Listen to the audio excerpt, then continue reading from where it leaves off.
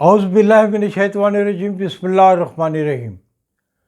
ناظرین گرامی، کل ہم نے آپ کو کہانی سنائی ملکہ ترنم نور جہان کے ایک ڈرائیور کی، جو ملکہ ترنم نور جہان سے عشق کرتا تھا، لیکن عمر بھر عشق کا اظہار نہ کر سکا۔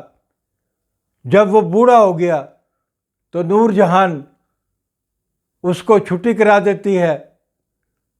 وہ اپنے گاؤں گجرات کا رہنے والا تھا، گاؤں واپس چلا جاتا ہے۔ یہ پس منظر میں آپ کو کہانی کا سنا رہا ہوں۔ تو اس کے بیٹے کو، جس کا نام عارف سہیل تھا، جب اپنے باپ کی کیفیت کا پتہ چلتا ہے تو وہ لاہور آتا ہے۔ لاہور آ کے فلمی صحافی بنتا ہے، پھر اسلام آباد میں ایک جعلی ہاؤسنگ سوسائٹی بناتا ہے، پھر نوٹوں پہ نوٹ چھاپتا ہے، پھر بہت امیر آدمی بن جاتا ہے۔ یہ عارف سہیل تھا، ملکہ ترنم نور جہان کے عاشق، ناکام عاشق ڈرائیور کا بیٹا، جس کی کہانی ہم نے کل آپ کو سنائی تھی۔ اس کہانی کو اب ہم آگے بڑھائیں گے۔ عارف سہیل نے، ملکہ ترنم نور جہان کے اس ڈرائیور کے بیٹے عارف سہیل نے، جب بہت زیادہ دولت کما لی،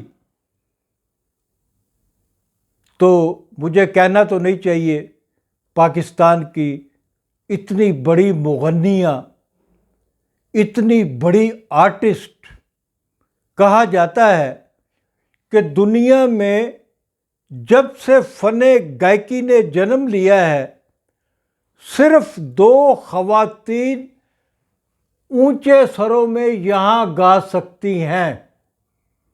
ایک تھی ملکہ ترنم نور جہان اور دوسری تھی مصر کی ام لیلا۔ ان دونوں آوازوں کو کوئی فیمیل آواز نہیں پکڑ سکی۔ ملکہ ترنم نور جہان اپنے فن میں یکتا تھی، لیکن کچھ عاشق مزاج بھی تھی۔ انہوں نے 1 سے زائد شادیاں بھی کی۔ ان کا انتقال کراچی میں ہوا، ان کی قبر بھی کراچی میں ہے۔ لیکن ملکہ ترنم نور جہان جو ہے، جب تک گائکی زندہ ہے، گانے والی دنیا زندہ ہے، موسیقی زندہ ہے، آپ ملکہ ترنم نور جہان کو نہیں مار سکتے۔ ملکہ ترنم نور جہان کا نام ہمیشہ ہمیشہ زندہ رہنے والا ہے۔ تو ہم آپ کو سناتے ہیں کہ ڈرائیور صاحب، ملکہ ترنم نور جہان کے ڈرائیور صاحب تو اپنے عشق کا اظہار نہیں کر سکے تھے، اور ریٹائرمنٹ کے بعد اپنے گاؤں گجرات جا کر بیمار پڑ گئے تھے۔ ان کے صاحبزادے عارف سہیل نے جب بہت زیادہ پیسہ کما لیا تو انہوں نے سرور بھٹی والا دفتر ہی خرید لیا اور اسی میں اپنے پروڈکشن شروع کر دیں، اور 2-3 فلمیں بھی بنائیں۔ اور اسی اثنا میں انہوں نے شاہ نور اسٹوڈیو میں ملکہ ترنم نور جہان کو آنے کی دعوت دی۔ ملکہ ترنم نور جہان نے شوکت حسین رضوی سے علیحدگی کے بعد شاہ نور اسٹوڈیو میں جانا بند کر دیا تھا۔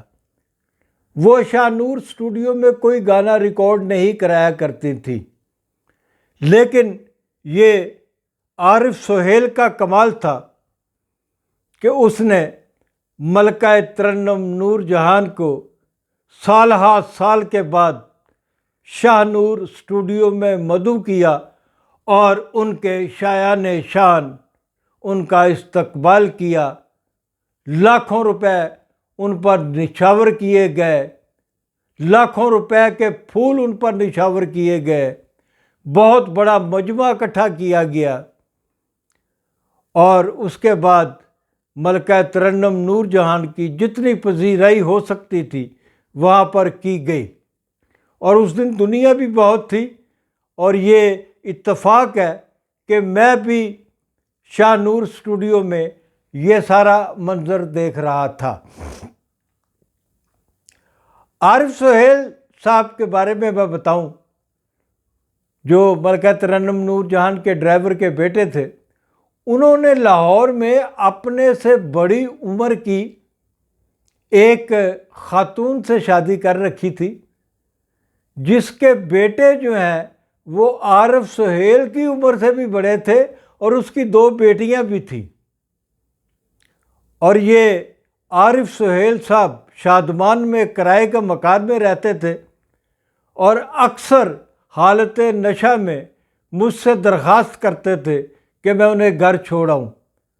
جب میں انہیں گھر چھوڑنے جاتا تو ان کی جو بیوی، دوسری بیوی کے پہلے خامند سے جوان بیٹیاں تھیں، وہ میرے گرد جمع ہو جاتی اور مجھے کہتی کہ انکل کسی نہ کسی طریقے سے ہمارے باپ کی شراب چھڑا دیں۔ ان کے باپ کی شراب کون چھڑا سکتا تھا؟ میری کیا مجال تھی کہ میں اس کے باپ کی شراب چھڑا سکتا؟ وہ تو شراب میں نہایا ہوا، شراب کے سمندر میں نہایا ہوا ایک انسان تھا، جس کا کام ہی صبح اٹھتے ہی پینا اور اس وقت تک پیتے رہنا جب تک کہ اسے نیند نہ آ جائے۔ اسے کھانا ملے نہ ملے، وہ شراب جو ہے ہر وقت پیا کرتا تھا۔ اسی طرح عارف سہیل مجھے ایک دن اپنے گھر لے گیا شادمان میں۔ شادمان میں نشے کی حالت میں اس نے مجھے ایک VCS دی۔ VCS وہ ہوتی تھی VCR میں جس میں فلمیں دیکھتے تھے، اس کو VCR میں فلم دیکھتے تھے، اور VCS سے شاید اس کو کہتے تھے، بڑے سائز کی ایک ہوتی تھی۔ تو وہ اس نے مجھے دی اور کہنا کہ مجھے کہا کہ اس کو دیکھنا اور پھر اس پر میرے ساتھ بات کرنا۔ میں گھر آیا، میرے پاس فارغ وقت تھا، میں نے کہا چلو یہ VCS ہی دیکھتے ہیں۔ عارف سہیل صاحب اس وقت تک ملکہ ترنم نور جہان کو چاروں طرف سے اپنے گھیرے میں لے چکے تھے۔ ملکہ ترنم نور جہان کے بارے میں وہ یہاں تک بھی کہہ دیا کرتے تھے کہ وہ ان کی منکوحہ ہے۔ میں نے ملکہ ترنم نور جہان کے بیٹوں اصغر رضوی اور اکبر رضوی کو اس شخص کے پاس جاتے ہوئے دیکھا، وہ اسے ڈیڈی کہہ کر بلاتے تھے اور روزانہ کا جیب خرچ بھی اس آدمی سے لیا کرتے تھے۔ اب میں آتا ہوں اس VCR کی طرف جو میں نے دیکھی، فلم دیکھی۔ فلم کچھ اس طرح تھی، بہت دلچسپ فلم تھی۔ فلم یہ ہے،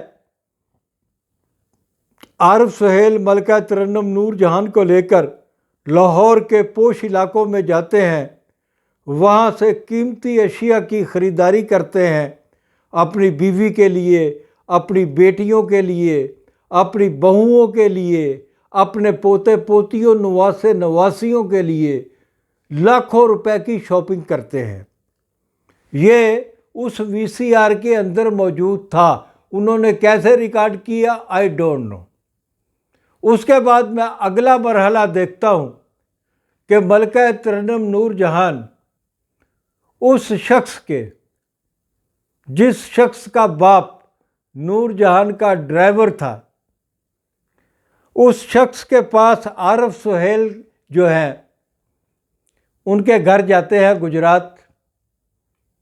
ان کی بیوی کو، ان کی بابیوں کو، ان کے گھر کی دیگر خواتین کو، مردوں کو، بچوں کو بے شمار تحائف تقسیم کرتی ہے۔ اس کے بعد خواتین کی فرمائش پہ ملکہ ترنم نور جہان ان کو ایک گانا بھی سناتی ہیں۔ اس کے بعد عارف سہیل ملکہ ترنم نور جہان سے کہتا ہے کہ او جی ہن تانوں بہو جی نال ملوا دیے۔ بہو جی کون سن؟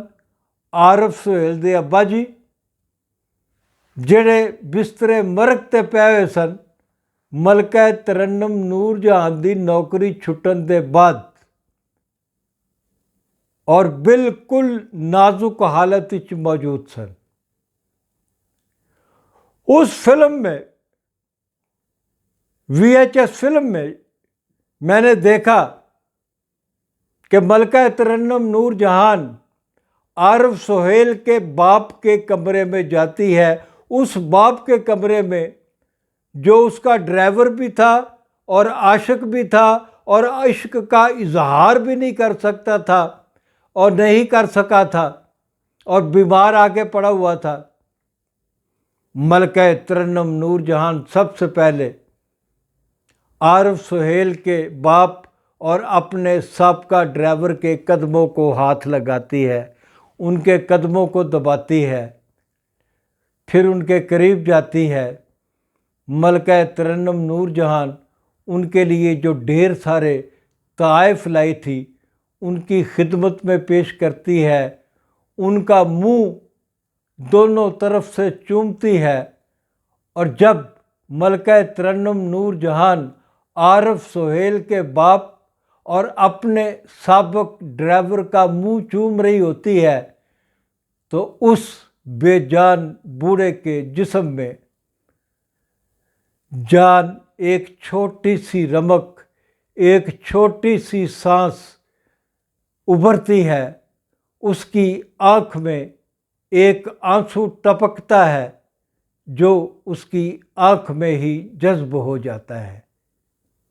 تو ناظرین، یہ تھی ہماری آج کی کہانی۔ آپ سے پھر گزارش ہے کہ خاور نعیم ہاشمی آفیشیل کو سبسکرائب کرنا مت بھولیے گا، گھنٹی کا بٹن ضرور دبائیے گا۔ خدا حافظ۔